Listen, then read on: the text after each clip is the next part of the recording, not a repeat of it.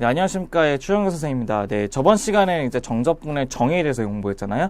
이제 오늘은 정적분을 계산할 수 있는 법칙에 대해서 공부할 건데요. 걔네들에 대해 간단하면 이제 이거 갖다가 이제는 이제 정적분의 정의 없이 공식을 이용할 수 있기 때문에요. 한번 어떻게 해서 얘네들의 값을 쉽게 구할 수 있는지 한번 같이 공부해 보도록 합시다. 맨 처음에 보시면 이제 정적분의 기본 정리라고 하는 evaluation theorem이라는 게 있는데요. 걔네들의 먼저 특징을 먼저 알려드릴 거고요. 그 다음에 우리가 어떻게 할 것이냐면 걔네들을 이렇게 구하는 원칙도 한번 증명해 볼 겁니다. 맨 처음에 보시면 fx가 구한 a, b에서 연속함수가 되면서요. 다음이 성립하게 된다는 것을 알 수 있대요. 어떤 거냐면 우리가 인테그랄 a서부터 b까지의 fx dx라는 말의 의미는 무엇이냐면요. 이렇게 쓸 수 있어요. 어떻게 쓰냐면 얘네들의 fx의 역도함수 있잖아요. 원래 미분하기 전의 함수가 바로 큰 fx가 잡았다 쳤을 때 그 큰 fx에다가 뭐를 집어넣을 거냐, 이렇게 a하고 b라는 것을 위에 넣을 겁니다. 이 말의 뜻은 무엇이냐면요. 걔네들 값은 b를 집어넣는 f의 b에서 빼기 f의 뭐를 빼는 거, a를 빼서 정리하는 식을 의미하는 것이 우리가 바로 얘기하는 evaluation theorem이라고 얘기하는데요. 얘네들을 한번 공식적으로 한번 증명을 해보도록 하죠. 왜냐하면 우리가 얘네들도 기억하고 있으면 이제 정적분의 값을 구하기가 쉽게 될 건데, 증명을 해봐야지만 우리가 문제 풀 때 굉장히 편하게 문제 풀 수가 있잖아요. 그래서 한번 증명을 먼저 한번 해볼 건데요. 이렇게 볼게요. 우리가 일반적으로 이제 이런 식으로 잡을 수 있잖아요. 어떤 거냐면 구간을 x0라고 하는 것을 a란 값을 x0로 시작해서 x1, x2로 잡고 마지막 어떻게 하냐면 x의 n으로 잡았을 때 그 값을 b로 잡아도 상관없다는 것을 확인할 수 있을 겁니다. 여기가 괜찮죠?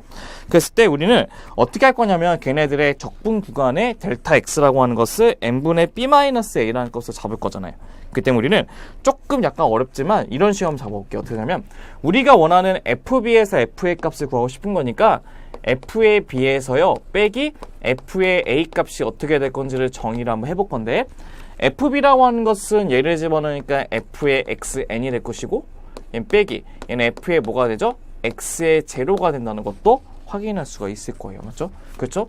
여기까지 괜찮을 건데요. 얘네들을 좀 식을 좀 약간 조금 바꿀게요. 어떻게 바꾸냐면 이런 식으로 쳐볼게요. f의 xn이라고 붙이시고요. 그 사이에 뭐를 제가 놓고 뺄 거냐면요. 마이너스의 f의 뭐가 되냐면 x의 n-랑 빼주고, 플러스 f의 뭐 넣냐면 x의 n- 이렇게 더해주고 빼줄 겁니다. 빼고 더해주면 식의 변동은 없는 것을 알 수 있죠. 마지막에 또 두 번째도 마이너스 f의 x의 n-1을 하나 빼주고, 플러스 f의 뭐가 되냐면 x의 n-1을 또 더해줄 거예요. 맞죠? 이 가다가 여기 있는 0 되기 직전은 1이겠죠. 1. 그 1이니까 어떻게 하냐면 여기는 f의 뭐를요? 마이너스 f의 1하고 플러스 f1도 더해줄 겁니다. 그러니까 마이너스 f의 x1하고 플러스 f의 x의 1을 집어넣을 거고, 뒤에 식은 뭐가 붙냐면 마이너스 f의 x의 제로가 붙는 것을 알 수 있겠죠. 여기 괜찮죠? 그래서 얘를 이제 어떻게 할 거냐면요. 이런 식으로 봐볼게요. 이게 두 개를 묶게 되면 걔네들을 이제 우리가 뭘로 나타낼 수가 있냐면 시그마로 나타낼 수가 있어요.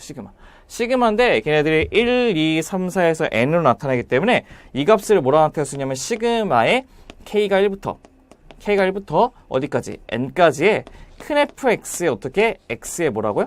k에다가 빼기 큰 f의 뭐라고요? x의 k-1로 이게 나타낼 수 있다는 것도 확인하실 수 있어요. 이 부분은. 맞죠? 여기까지 괜찮죠? 그럼 이제 여기 있는 부분은 어떻게 구할 건지가 우리의 목적이 되는 건데요. 여기서 우리가 뭐를 좀 이용할 거냐면 평균값 정의라는 것을 좀 이용할 겁니다. 써볼까요?